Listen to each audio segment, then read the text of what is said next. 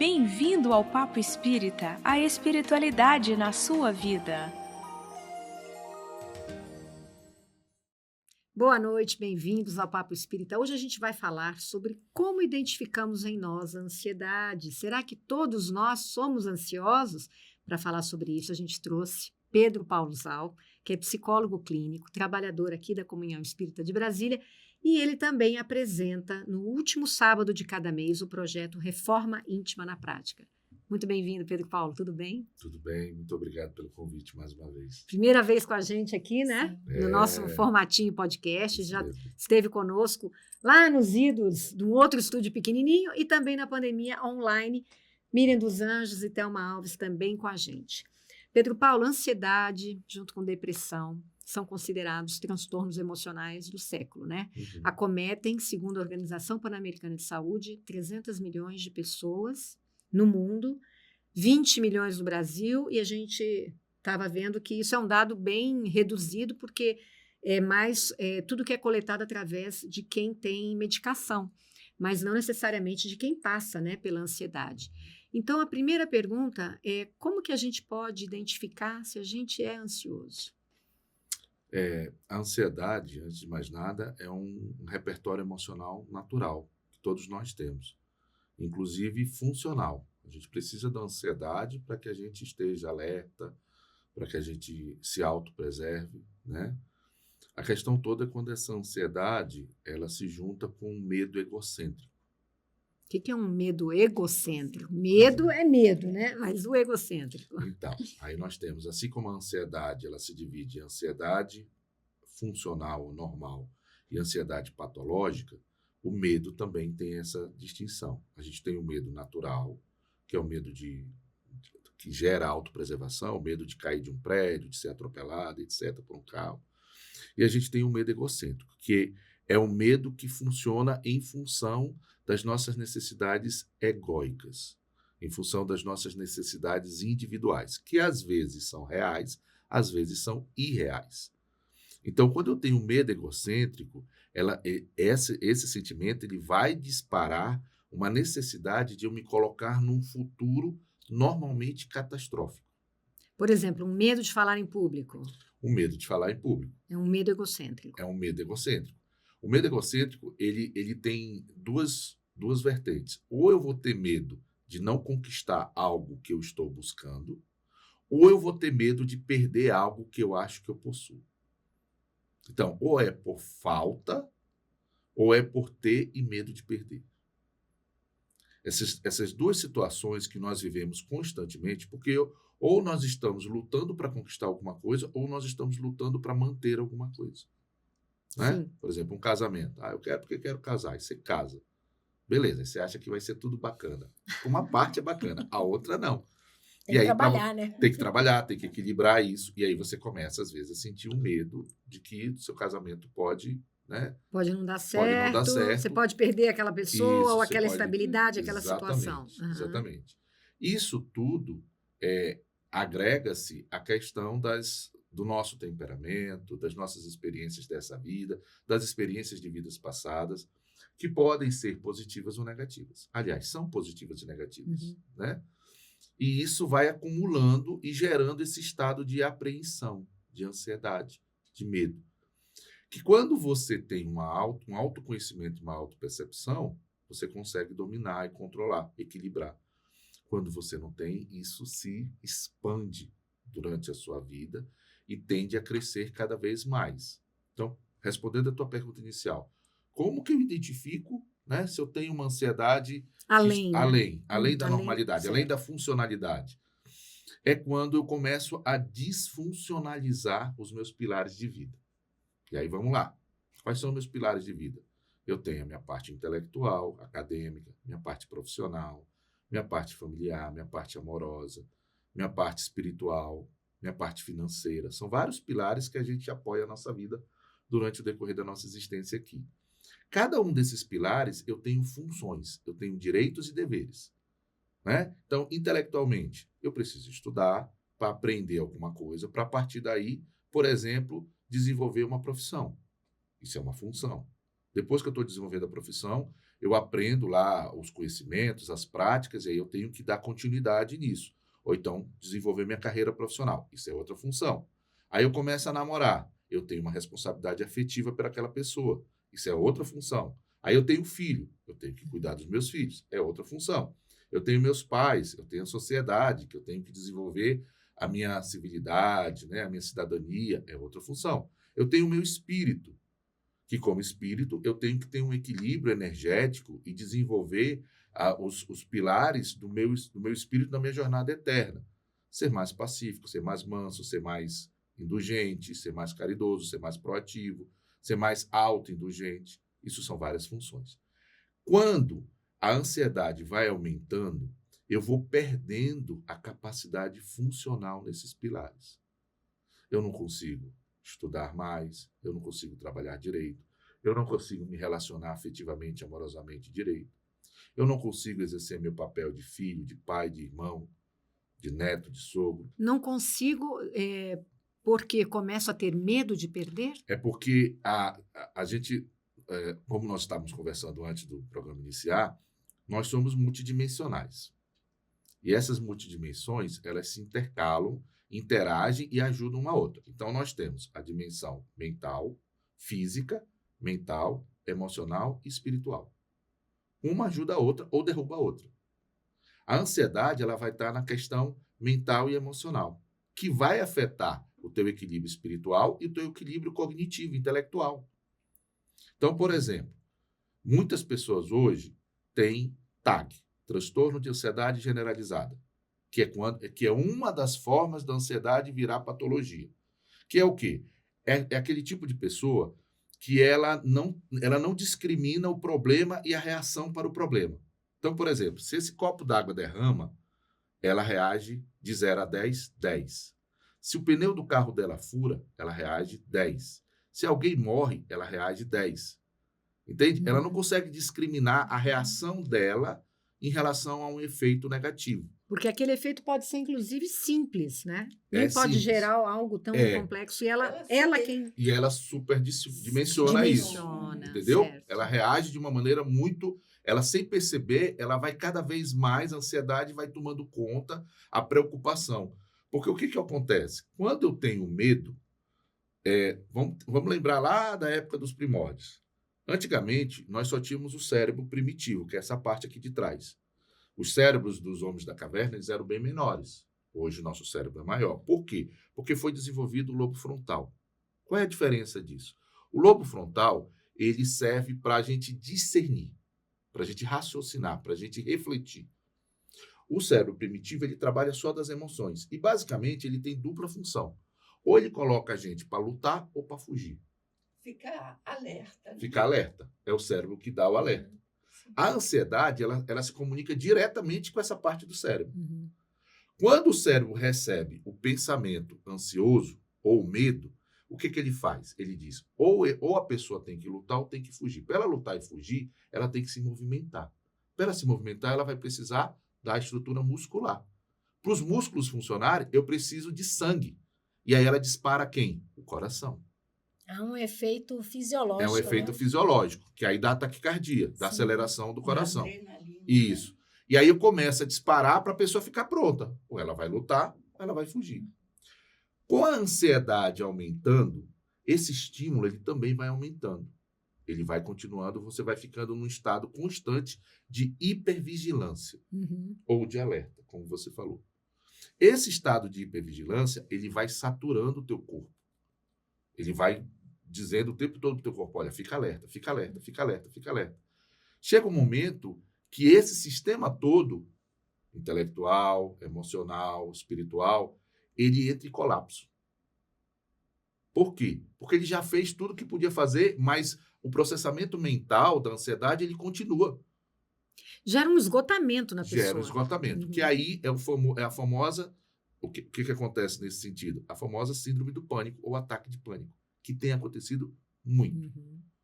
Quando você começa a fazer essa aceleração do seu pensamento, você começa também a diminuir a tua capacidade cognitiva, porque você sobrecarrega o teu cérebro com essas emoções, esses pensamentos catastróficos, E quando o cérebro tem que se ocupar de uma outra função, como, por exemplo, o trabalho, o estudo, etc., ele não consegue.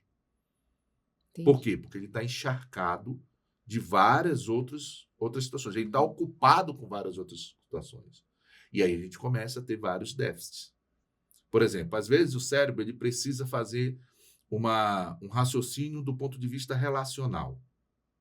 Por exemplo, eu estou no meu trabalho e eu tenho um chefe que é muito irritadiço. Ou então eu tenho um colega de trabalho que é muito complicado, é muito difícil a personalidade dele, e eu tenho que lidar com ele, né? Não posso deletar, não posso demitir, não sou dono, tenho que lidar, preciso do dinheiro, do salário. O nosso cérebro ele precisa fazer um raciocínio, um trabalho em relação a esse desafio. Quando eu estou ansioso constantemente, eu não consigo fazer isso. E aí eu começo a entrar num processo vibracional também de irritação, Exato. de esgotamento. Você não consegue ficar calmo numa situação, não consegue elaborar uma resposta, uma interação, não é Não. isso?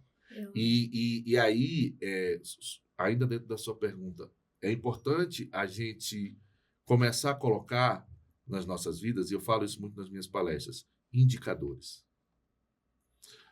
Quando a gente fala de emoção, a gente está falando de subjetividade, mas tem como a gente criar indicadores. Ou tem como a gente ter referenciais externos.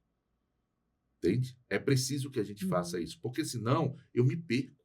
E aí eu vou começando a negar uma realidade que está acontecendo e que todo mundo está vendo à minha volta, mas eu não consigo perceber. Você tem que ter a humildade, né, de aceitar Sim, a situação, né? sim. Mas Mas aí, Não, é nessa linha sua. A gente conversando, né? Às vezes as coisas parecem fáceis de serem colocadas em prática, né? Mas eu estou aqui pensando em relação para medo e ansiedade estão juntos, né? Sim. O medo, dependendo do grau do medo, é difícil da gente vencê-lo, né? Embora o medo seja uma coisa natural, né? O que eu quero estar trazendo aqui para a nossa conversa existe o medo, então eu tenho que ter consciência, né, de que o medo faz parte da minha personalidade. Eu não tenho como extinguir o medo, eu tenho que aprender a dosar esse medo para que não vire ansiedade. E aí, enquanto você falava, Pedro Paulo, eu pensava nos nossos comportamentos de superproteção. Superproteção dos filhos, né? Numa superproteção, às vezes de pai idoso, então, de idosos, né? Que a gente tem que ficar... Se acha, né? Que tem que estar super vigilante para qualquer movimento ou qualquer indicador de falta de saúde, coisas. Isso também é um processo que a gente vai sendo encaminhado de uma forma que a gente não percebe dessa necessidade de alerta, e a gente chega num momento de esgotamento que também não se dá conta desse esgotamento, né? Então, nesse processo do medo e dessa ansiedade, às vezes eu ouvindo o outro contando, né? Eu falo, não, mas isso não faz parte de mim. E eu sou uma pessoa que está em processo de super ansiedade, mas não estou vendo em mim a tal da bendita ansiedade, porque a superproteção na nossa cultura... Um controle, né? Na nossa cultura, nós mulheres, o que é que a gente espera da gente? É bem visto até às vezes. Proteger né? os filhos, mas é uma postura patológica em determinados graus, né? É isso que eu estava querendo para a gente conversar, sabe, Pedro Paulo? Faz todo sentido. Não é? Porque é um medo natural, mas aquela pessoa que vive constantemente com medo, tudo tem medo, também não é uma coisa normal, né? Aí a gente... Vamos fazer um link com o espiritismo, com a espiritualidade? Porque quando você me fala isso, minha mente vai indo, vai lá para trás, eu digo, tá, mas como é que eu resolvo isso? Ou então, aonde é que está a causa do problema disso? Tanto Moisés quanto Jesus falaram do amar a Deus e amar ao próximo.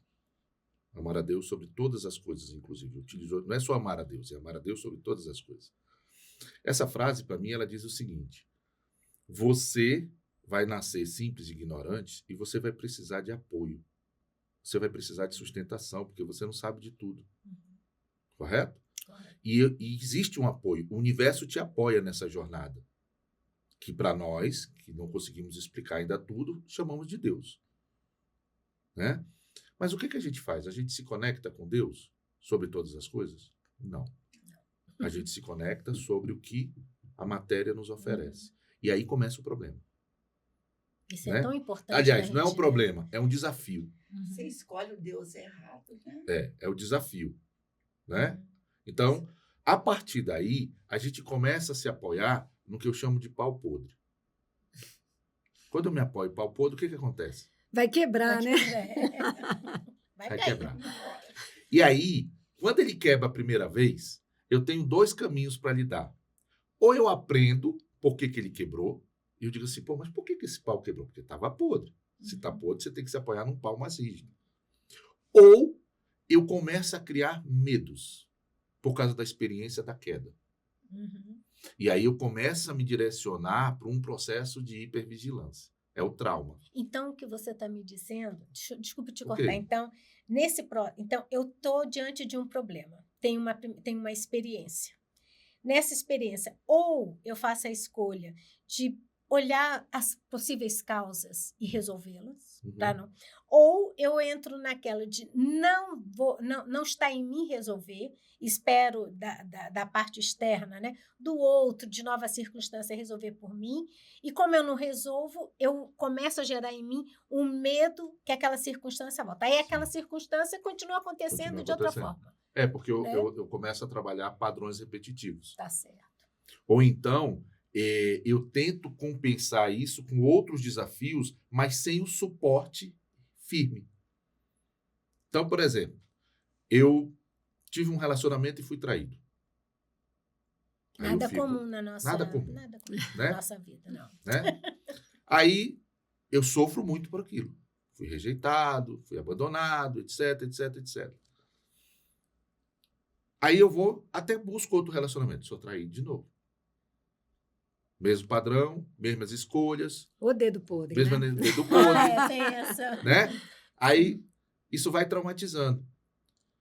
Tem pessoas que dizem assim, não quero mais relacionamento, agora eu só vou estudar ou trabalhar, ou então vou para a religião. Beleza, é uma decisão que você faz.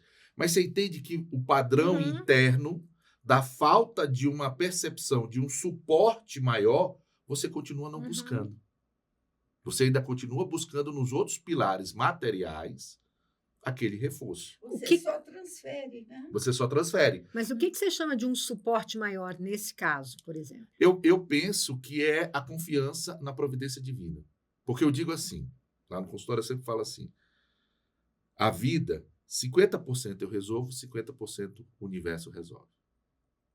E aí, a partir desse conceito, eu quebro o controle de 100%. Porque eu não vou dar conta de tudo. Eu não vou dar conta dos meus filhos, eu não vou dar conta do meu marido, eu não vou dar conta do meu emprego, eu não vou dar conta do meu chefe, eu não vou dar conta da política, do sistema, do presidente. Eu não dou conta de tudo. Eu tenho uma coparticipação na vida. A outra parte, as leis da vida regem. E aí, qual é o grande problema disso? Ignorância sobre as leis da vida. Exato. Por exemplo, até hoje tem muita gente, até hoje não, naturalmente, que não entende a lei de causa e efeito. Ou entende de uma forma como punição, não é isso? Entende equivocadamente. Ou não entende ou entende equivocadamente. Né? Entende do ponto de vista material. Porque a lei de causa e efeito, para mim, e isso está lá no capítulo 5 do Evangelho segundo o Espiritismo, ele diz que se eu não entender, ele fala da vida futura. Olha, a vida futura que Jesus falou está ligada à lei de causa e efeito, né? Porque eu não tenho só essa vida, eu tenho outra. Mas se eu não entender isso do ponto de vista reencarnatório, não existe lei de ação e reação, não existe lei de justiça. E aí eu fico perdido. Aí eu não entendo esse suporte. Porque o suporte que eu vou ter é do berço ao túmulo. É só nessa vida. E aí eu vou procurar todos que tiverem nesse espaço. Só que existem suportes além desse espaço.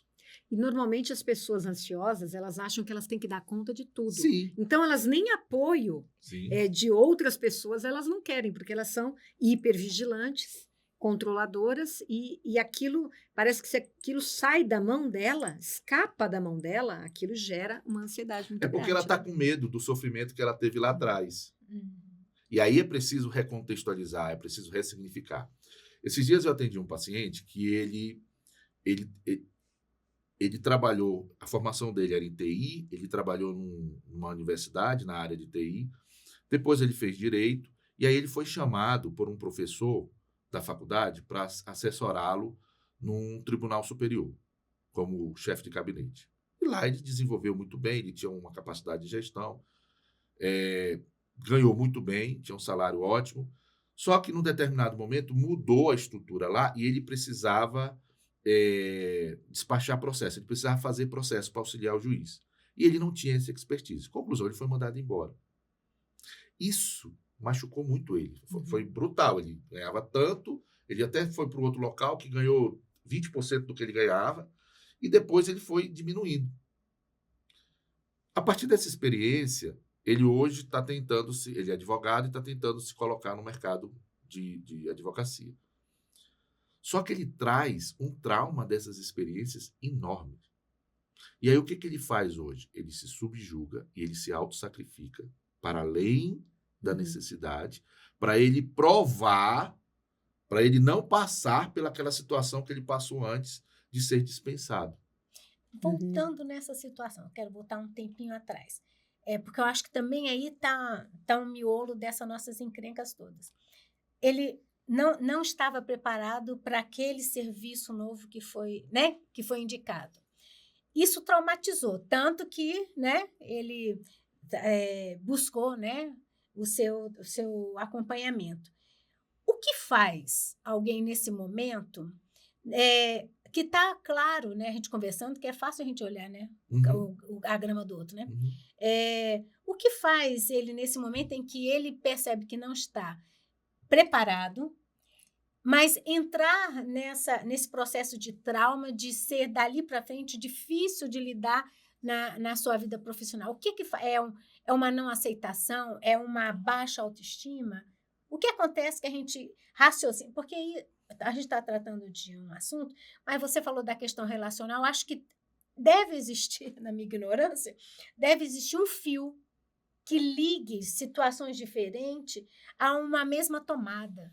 Né? Há uma mesma tomada que a gente tenha que ficar, de repente, mas espera aí, eu estou nessa tomadinha aqui. Há duas tomadas com voltagens diferentes. Tá. Orgulho e egoísmo. Uhum. O orgulho e egoísmo, numa tomada funcional, ela vai te ajudar. Porque a gente precisa. Né? O ego, trabalhar em prol de mim, amor próprio, seria uma forma de ego. A serviço do meu ego. Né? O orgulho, a capacidade que eu busco de ser validado pelas pessoas. Isso é uma parte do orgulho dentro de mim, é natural. Instinto de reconhecimento, instinto de prestígio, todos nós buscamos. O problema é quando eu ligo isso numa tomada, numa voltagem mais forte. Eu saio de uma 110 até 220, eu coloco uma de 360, 480. Eu vou para um polo, não é isso? Eu vou para outro polo.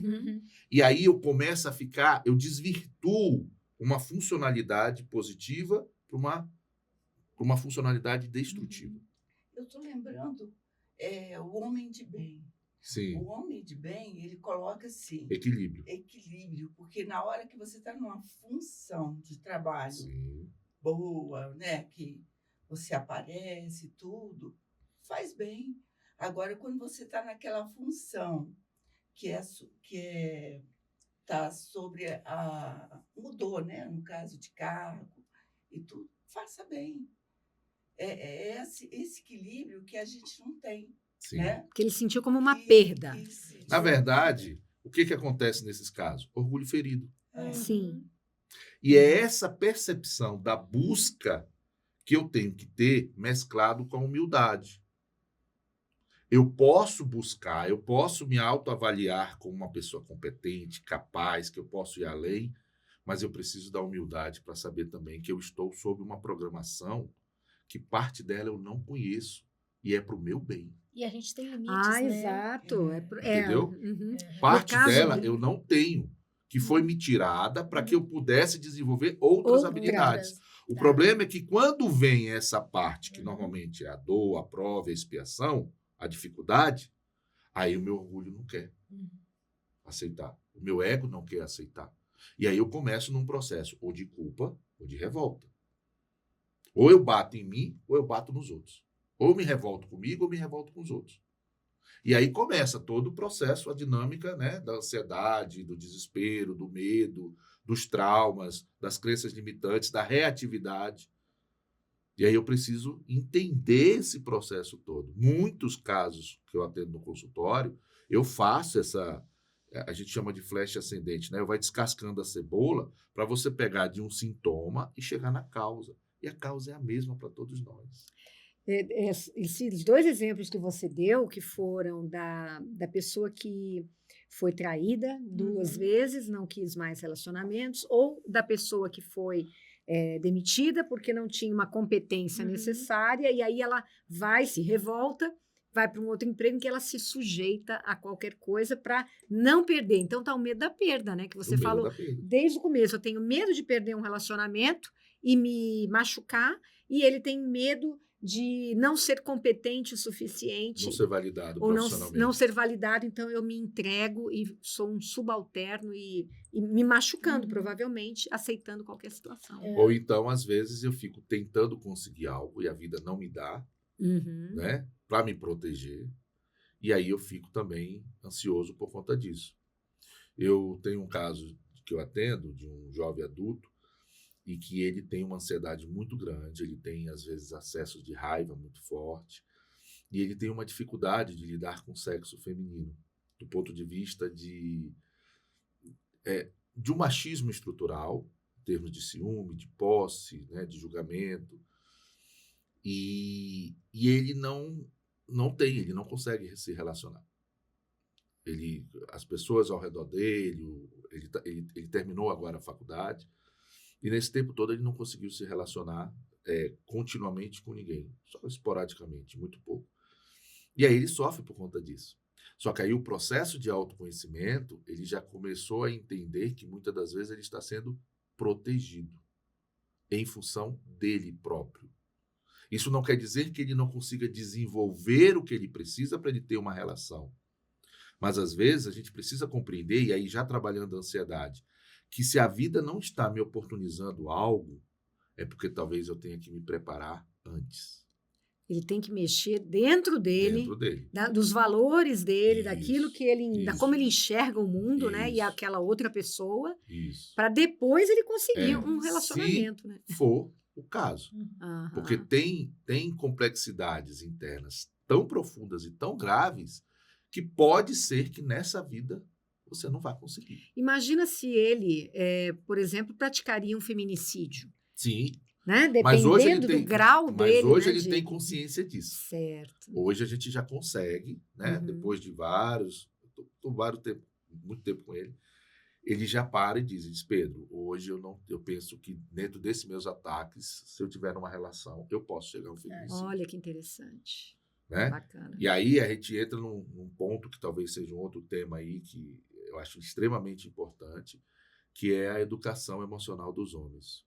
Porque o machismo desvirtuou muito, né, esse processo. Pedro Paulo, nessa faixa, medo, ansiedade, nossos comportamentos, né, a gente vê que há uma enorme infinidade de níveis, né?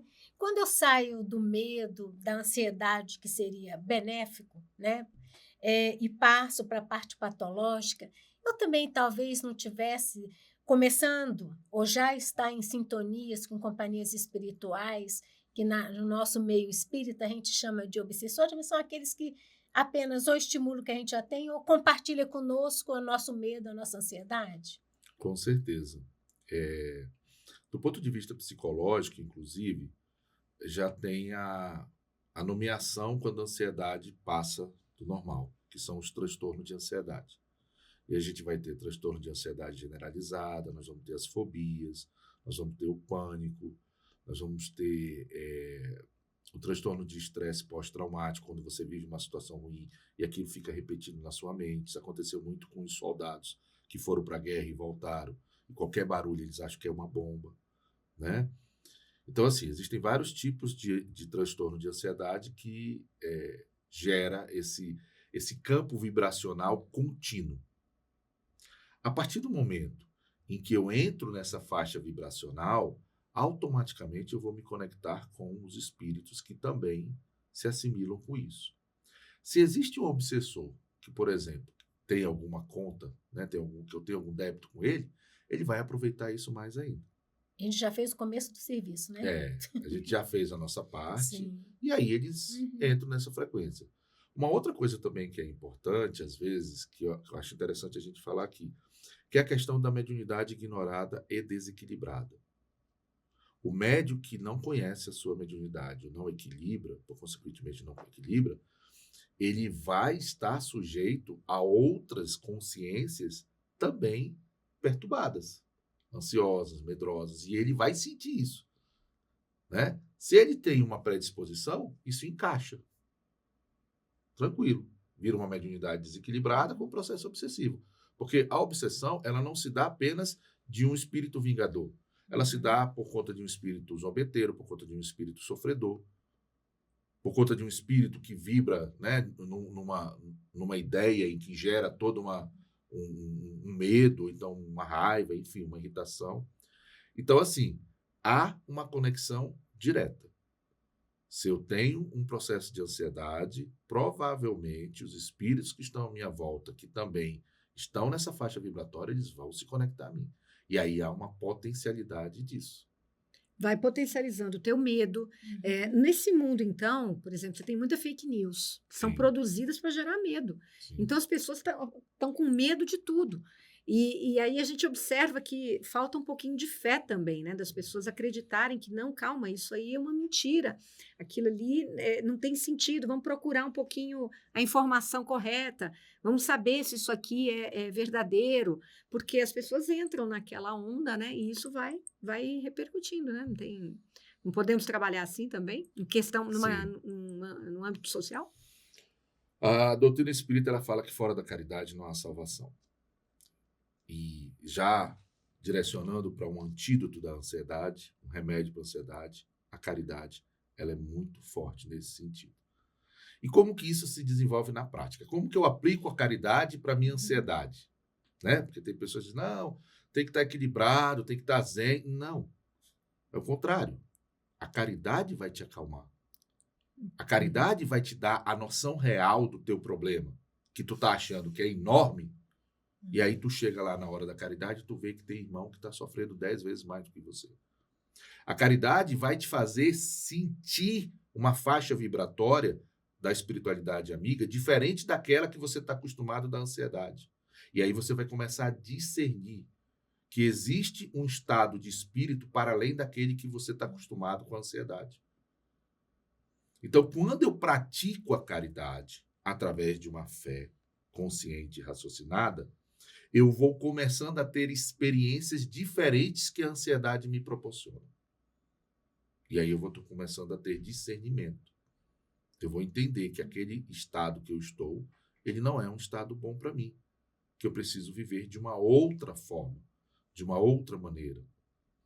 Então a caridade, ela vai impactando em todas as minhas dimensões, intelectual, mental, emocional, espiritual, energético. E fora que a caridade, que a gente fala de trabalhar com... não é somente doar coisas materiais, né? Mas a gente doar o nosso tempo com alguma causa, né? Alguma coisa que beneficie outros, né? Não só a gente, tira o foco da gente. Sim. Porque o ansioso, ele está sempre preocupado com o que ele vai perder, né? Acabamos de aprender aqui. Então, quando você vai para um outro ambiente desse, em que você tem que doar algo seu, seja um conhecimento, um trabalho. Exato. E você não só vai ver que existem situações muito mais difíceis, complicadas que as suas, e que as pessoas estão lidando, né? Às vezes de forma muito calma, né, Pedro Paulo? Agora, vamos aumentar esse desafio. O que acontece com pessoas que estão praticando caridade e estão ansiosas? Por quê? Porque querem salvar as pessoas, por aí? Ou simplesmente é mecânico. É um trabalho de caridoso mecânico. O autoconhecimento não está ali. Ele não está ali. É um salvacionismo? Né? É uma função. Caridade sem reforma íntima vai ser uma caridade ainda doente. Vai ajudar de alguma maneira? Ajuda, mas eu preciso do outro pilar. Autoconhecimento sem caridade é uma fé morta, sem obra. Então, eu preciso dos dois pilares. Eu preciso fazer a caridade, Mas a partir do momento do que eu recebo da caridade, eu preciso processá-la através de uma reforma íntima. Porque se eu for, por exemplo, vamos supor que eu sou um chefe extremamente ansioso, mas produtivo, que movimenta projetos, que desenvolve muita coisa, e aí eu resolvo fazer um projeto social. Vou pegar minhas habilidades profissionais, intelectuais, e colocar no projeto social. Beleza. Eu movimento o projeto social, eu estou lá fazendo, multiplicando, mas eu continuo adoecido do ponto de vista da minha reforma íntima. Por quê? Porque aí entra aquela questão de novo. Eu ainda estou querendo controlar tudo. Eu ainda estou em função da minha necessidade. Sim. Eu preciso ajudar as pessoas, mas você precisa também se ajudar. Eu preciso levar a mensagem do evangelho, da doutrina, de espiritualidade para mais pessoas, mas você precisa fazer isso com você também. Então, a luz que transpassa por mim, ela tem que ser retida por mim. Porque senão, daqui a pouco, eu caio. Eu me esgoto. Vai ser mais uma atividade sem a transformação interior. Porque a gente faz muitas atividades e a gente não se transforma. Não, e você pode também se frustrar altamente, porque aquilo pode não estar gerando aquilo que você estava imaginando, né? Já que eu quero controlar. Eu acompanhei agora um caso de uma pessoa muito querida nossa e que tem um nível de ansiedade muito grande, desenvolveu um projeto social fantástico, mas ela não deu conta. A ansiedade derrubou ela. E hoje ela teve que sair do projeto, passou para as outras pessoas, vai viver uma outra experiência em termos de reflexão, de reforma íntima e caridade, mas derrubou ela. Mas em que sentido? No sentido de ela... Uma das características da ansiedade é a irritação. É a raiva, né? Às vezes, como você não consegue do jeito que você quer, você começa a se frustrar, e se você tem um temperamento irritadiço, você explode. E ela começou a fazer isso com todo mundo ao redor. Sim. Até o ponto que nem ela mais se aguentou. E aí, isso afetou o projeto social, afetou o casamento e separaram. É o que você falou, afeta a vida por completo, né? Porque você não consegue perceber. Hoje ela tem consciência, mas aí começa todo um processo de descondicionamento que também é um longo caminho. O fato de eu ter consciência não significa que eu vá mudar. Consciência significa que eu me preparo para andar um bocado, né? Trabalhar um bocado dentro da gente. Então, assim, eu acho que é preciso que a gente perceba isso, mas aí também, eu acho que uma coisa importante eu sou um cara ansioso, já fui muito mais, já me prejudiquei muito por conta disso. Todas essas histórias que eu conto aqui, em parte, eu também vivi na minha vida. Mas hoje eu trabalho muito no esquema de um conselho. Como eu ainda tenho dificuldade de me auto-perceber e autocontrolar, porque é muito intenso dentro de mim, aí entra a humildade de a gente pedir ajuda, da gente ter apoios. E hoje, eu tenho várias pessoas à minha volta que quando elas não me indicam, quando elas não me dão feedback, eu peço. Nesse sentido. Né? Minha esposa, minhas filhas, alguns amigos que eu sei que têm um nível de maturidade, espiritualidade, os livros, as palestras, o trabalho caritativo, né? O meu trabalho profissional, o meu anjo guardião, as experiências de desdobramento, tudo isso são fontes de feedback para mim. Eu abro minha mente constantemente para isso. Para quê? Para que o meu orgulho, o meu egoísmo não me segue. Então, volta e meia, por exemplo, eu gosto muito de viajar de carro com a minha esposa. Então, a gente passa 10, 12 horas na estrada e a gente aproveito com ela para, tipo assim, olha, agora o paciente sou eu, bora lá. E você aguenta. Eu aguento porque eu acho importante, né? Como ela tem uma visão mais equilibrada. É óbvio que a decisão é sua, é um conjunto, é um compilado que a gente faz de todas essas informações, né? Não é uma informação que vai determinar aquilo que eu acho ou não. Mas isso termina me autorregulando, sabe? Porque aí eu também olho para trás e aí aquela história. As quedas que eu tive hoje, elas são extremamente importantes para eu avaliar a minha caminhada agora. Então eu não preciso mais me culpar, eu não preciso mais me revoltar pelo que eu fiz de besteira lá atrás. Eu preciso trazer essas informações e perceber, será que esse padrão ele não está se repetindo? Será que eu não estou de novo sendo sequestrado por um medo egocêntrico?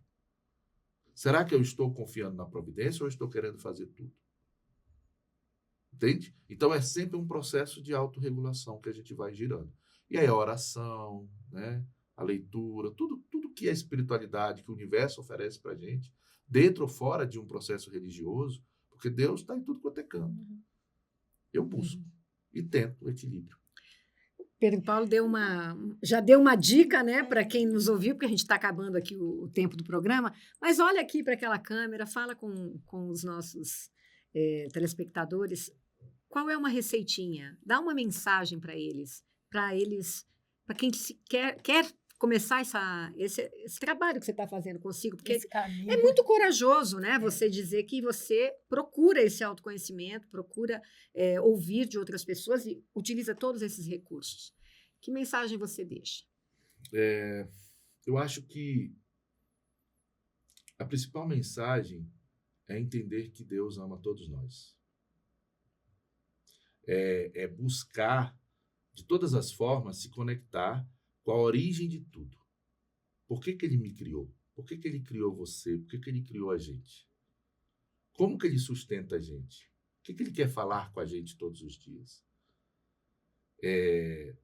Hoje eu tenho certeza absoluta que todos os meus sofrimentos fazem parte do meu crescimento e da minha jornada. Mas eu também tenho certeza que eu nunca estive sozinho, que eu não estou sozinho. E aí eu começo a fazer esse exercício de me sensibilizar a esse amor. Em todas as coisas, em todas as situações. Hoje, antes de sair de casa, eu fui pegar meu carro fora do bloco. E aqui em Brasília está chuvoso, né? Está um clima meio nublado. Mas está um clima gostoso, né? Não está calor, excesso e tudo mais. E quando veio a brisa e tocou em mim, vento, eu olhei para o céu e agradeci. Eu disse, muito obrigado. Muito obrigado por esse vento, muito obrigado por esse dia. Muito obrigado por estar aqui vivendo essa experiência, porque para mim hoje essa experiência é fantástica. Independentemente se às vezes eu estou mais ansioso ou menos, se eu estou mais com medo ou menos, que eu já entendi que isso faz parte do meu aprendizado. Isso faz parte da minha jornada e da jornada de todos nós.